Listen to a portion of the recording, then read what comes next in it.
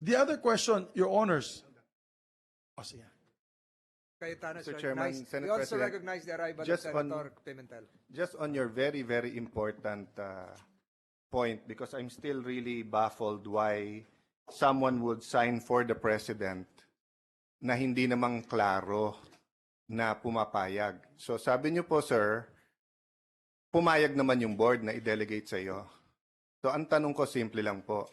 Kung iikot mo naman yung resolution at may pirma sa ibabaw ng pangalan ng Pangulo na nakapirma, sinong board ang hihindi? Yun nga, Your Honor. So dahil akala mo pwede kang pumirma, akala nung board gusto ng presidente na i-delegate sa iyo. Tama po ba? Is that a question for me, Mr. Chair? Doon po sa pumirma, sir, ikaw ba yung pumirma for the president? I am not, Mr. Chair. Kayo po.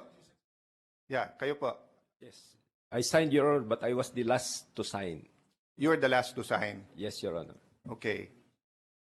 So, but you made it appear na yun po ang gusto ng Pangulo.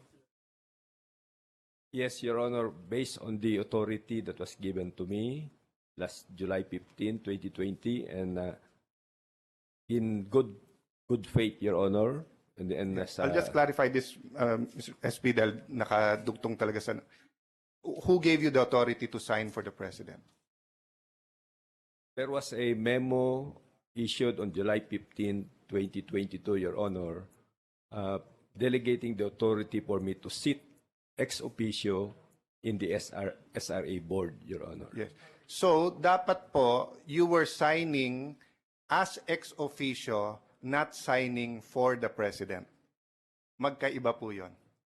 Not for the President, Your Honor, for the Secretary of Agriculture. Yes, and but Chair. then, ang nakalagay po dito, His Excellency, President Ferdinand R. Marcos Jr., SRA Board Chairperson, DA Secretary. Yes, Your Honor. You signed on top and then you assigned for. Yes, Your Honor. So that doesn't give the impression that you can sign anything for him or your ex officio. That gives the impression na in this case, pinayagan ka ng Pangulo. So you're saying that that authority gave you a carte blanche na kahit ano sa SRA pwede mo ipirma ang pangalan ng Pangulo? No, Your Honor. I reported actually the approval, Your Honor, the following day, and it was disapproved by the President. Yes, Your Honor. you sign first, then get approval later on. But you're saying because you had authority to sign. So either you had authority to sign or you did not have authority to sign. And if you had authority to sign as ex officio, you should have signed as ex officio. I'll give you an example. If I'm not a member of this committee and the Senate President made me ex officio member, I will sign as Sen.Cayetano, ex officio member. I could indicate that I was appointed by Senate President Zubiri, but I cannot sign Senate President Zubiri for, and then ako yon. Di ba? So I'll leave it there, Mr. President, but balikan po natin yan kasi nga, ang inaalala ko, napakasamang presidente sa buong gobyerno.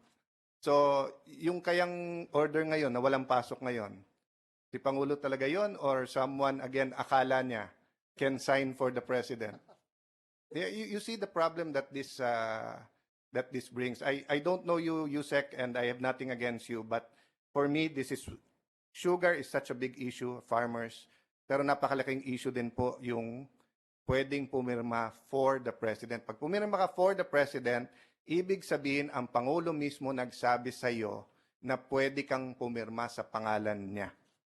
If it's a delegated authority, you should have signed your name and then said that you are allowed to sign. So I'll leave it there. And of course, if you want to respond to that. No? Thank you. Mr. Chairman, I just have one quick question and one point that I just want to share with everyone.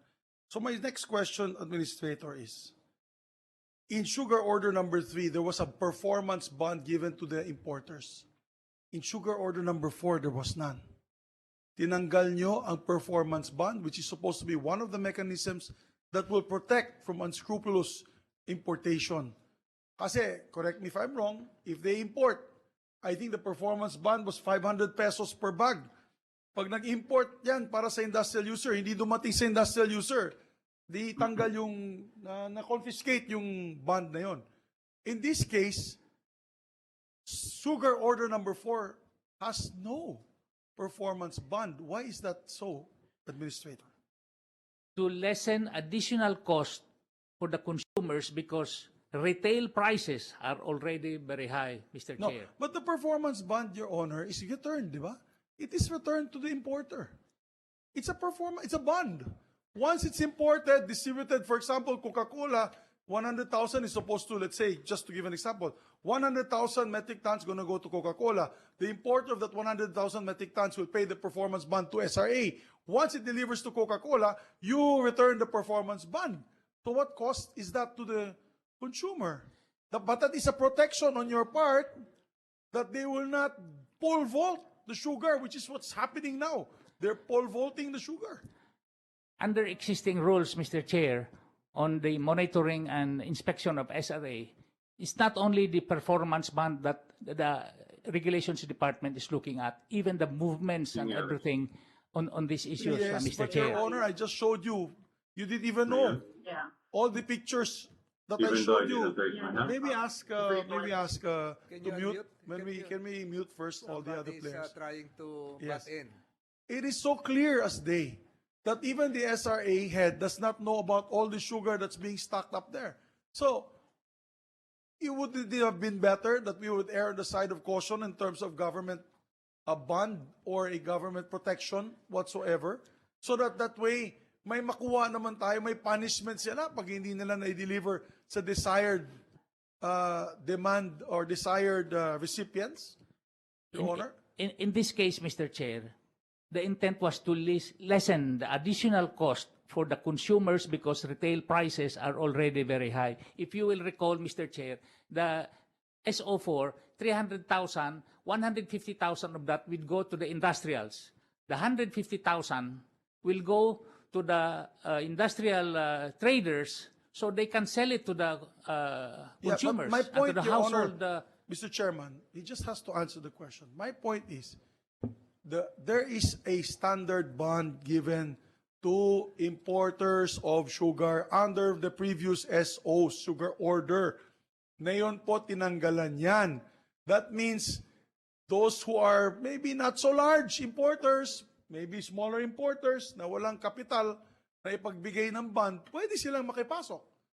Unlike the bigger importers that have a track record, that already delivered to Coca-Cola, Pepsi-Cola, RC-Cola, and all of them, are just one of the players of many. That can happen because there's no longer a performance bond. Diba? Oh, isn't that disadvantageous to the government? That's supposed to be I'm just laying out all the I guess the anomalies that we see in sugar order number 4. Sugar order number 4, but clearly we have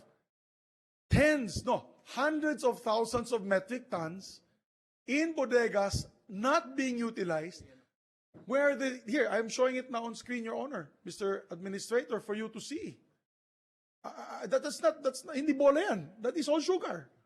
Punong-punong bodega. You can't even walk anymore. Of sugar. Coca-Cola, look at that. That is sugar that's supposed to go to you. What were they doing in these container vans? Wasn't that the job of the SRA?